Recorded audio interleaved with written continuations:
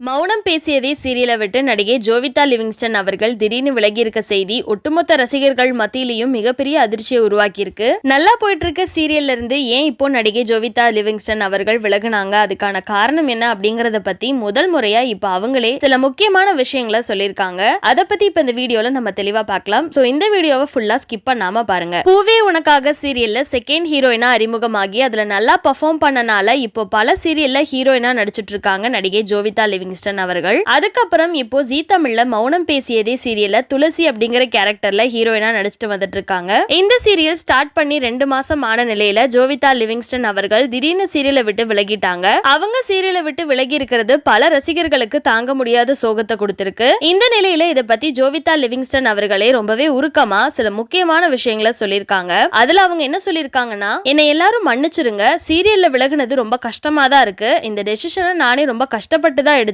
என்னோட சிச்சுவேஷன் அந்த மாதிரி இருக்கு. நான் கொஞ்சம் மென்டலி ரொம்பவே டிஸ்டர்பா இருக்கேன். அதுக்கு முக்கிய காரணம் இந்த துளசி கேரக்டர் தான். பொதுவா ஒரு சீரியலோட ஹீரோயின் கேரக்டர் மக்கள்கிட்ட நல்ல பேரு வாங்கி தர மக்களுக்கு பிடிச்ச மாதிரி கேரக்டரா தான் இருக்கும். ஆனா இந்த துளசி கேரக்டர் ஒரு செல்ஃபிஷ் கேரக்டரா இருக்கு. ஒரு ஹீரோயினோட கேரக்டர் இப்படி இருக்கிறது கொஞ்சம் கூட நல்லது இல்ல. எனக்கு இப்போ அந்த கேரக்டர் பண்ண கொஞ்சம் கூட பிடிக்கல.